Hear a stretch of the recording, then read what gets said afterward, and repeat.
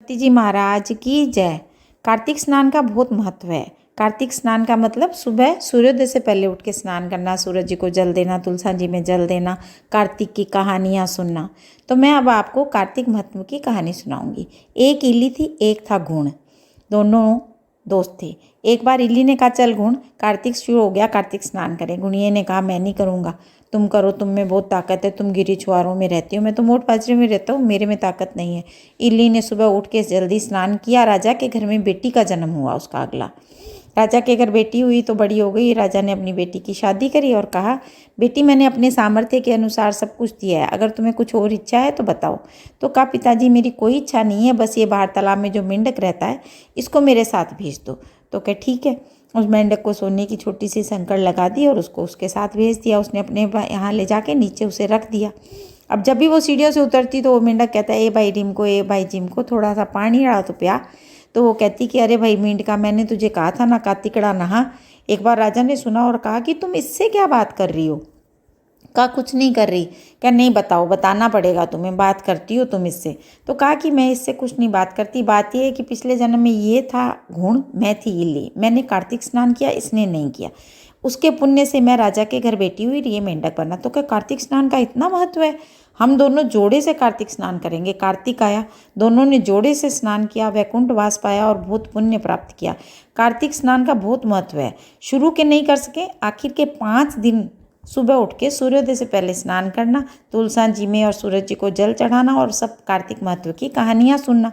और कुछ भजन भी मैं इसमें गाऊंगी, गंगा जी का है और भी है, तो वो भी सब आपके लिए मैं गाती रहूँगी और अपने वीडियो में डालती रहूँगी। तो आप लोग इसे ज़रूर सुने और प्लीज़ सब्सक्राइब और लाइक ज़रूर करें। अब मैं आप लोगों को तुलसा जी की, कार्तिक दामोदर भगवान की जय। अब मैं आपको तुलसा जी की कहानी सुनाऊंगी। एक बार एक बुढ़िया माई थी, वो रोज़ तुलसा जी सींचती और कहती तुलसा माता सत की दाता, सिचू बिड़लो तेरो, तू करे निस्तारो मेरो। तुलसा माता अडवा दिए, लडवा दिए, पीताम्बर की धोती दिए, मीठा मीठा घास दिए, दाल भात को जिम्मन दिए, साईं को राज दिए, चट की चाल दिए, पट की मोत दिए, 11 को दिन दिए, कृष्ण को कान दिए। तुलसा जी थोड़ी कमज़ोर होने लगी। कृष्ण भगवान ने पूछा कि अभी इस महीने में तो आपकी खूब सेवा होती है, आप कमज़ोर कैसे हो रही हैं। तो क्या बात ये है कि एक मैया है, वो मैया मेरे से ऐसे मांगती है, और सब चीज़ तो मैं दे सकती हूँ, लेकिन मैया कह रही है कृष्ण का कान, तो कृष्ण का कान मैं कैसे दे सकती हूँ। तो कृष्ण भगवान ने कहा हम देंगे आपके लिए, वो आप क्यों चिंता करती हैं। तो इसके बाद में हरी भरी और मस्त हो गई।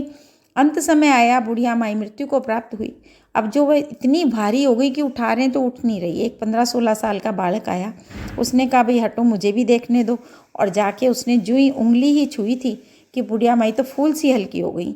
सबने कहा ये क्या हुआ। उठाया, भगवान ने थोड़ा कंधा भी दिया। उसके बाद में भगवान तो चले गए और बुढ़िया माई की खूब अच्छी गति हुई।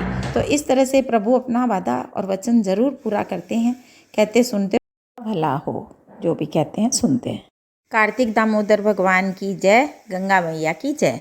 एक बार गंगा जमुना 2 बहनें थी, कहीं जा रही थी, जाते जाते आपस में बातें करते करते यमुना ने हाथ किया और ऐसे ही दाने तोड़ लिए। गंगा जी ने कहा कि ये क्या किया। कुछ नहीं, ऐसे ये तोड़ लिए, जैसे हम लोगों की आदत है इधर उधर कुछ तोड़ते रहते हैं, नहीं करना चाहिए ऐसा। देखा तो 12 दाने थे। तो उन्होंने कहा जिसका भी ये खेत है उसके यहाँ 12 साल तक तुम्हें नौकरी करनी पड़ेगी। यमुना जी गई, कहा सेठ जी मुझे काम पे रखो। कहा क्या करेगी, झाड़ू और बर्तन नहीं करूँगी मैं, सेज आपकी नहीं बिछाऊँगी मैं, नहीं ठीक करूँगी, और कोई भी काम करूँगी। तो क्या ठीक है, रह गई। खाना पीना ये वो खूब सेवा करी। सेठ सेठानी की 12 साल होने वाले थे।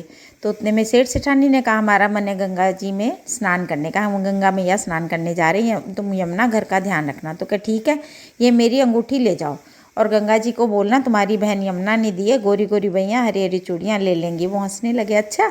तो क्या, हाँ ले गए। तो वहाँ जाए और गंगा जी में स्नान करे सेठ सेठानी।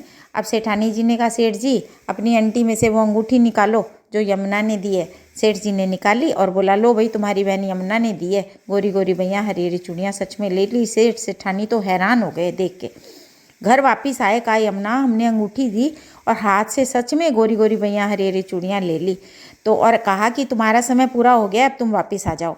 ऐसे कहते यमुना जी तो बह के निकल गई। दोनों को अब इतना प्रायश्चित हुआ, यमुना मैया को हमने काम पे रख लिया, नींद ना आए रात को। रात को नींद ना आए बहुत देर तक, बाद में सपने में आई यमुना मैया, कहा मैं अपना प्रायश्चित करने आई थी, आप लोग पछतावा ना करें। इस कहानी में हमें ये भी शिक्षा मिलती है, कहीं से भी हमें कुछ भी नहीं लेना और तोड़ना चाहिए बिना पूछे। जो भी लो किसी से पूछ के लो। गंगा मैया की जय।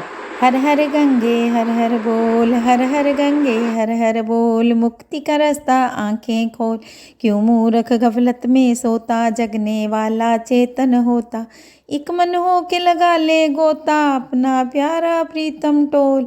हर हर गंगे हर हर बोल, श्री गंगा है सतियाँ वाली, दर पर जो भी आए सवाली, हरगिज वापिस जाए न खाली, भर दे सबकी झोलियाँ खाली, तू भी सच्चे मोती रोल। हर हर गंगे हर हर बोल, हर हर गंगे हर बोल, श्री गंगा के देख नजारे, आरती कर ले बैठ किनारे, पाप कटेंगे तेरे सारे, ज्ञान तराजू मन की तोल।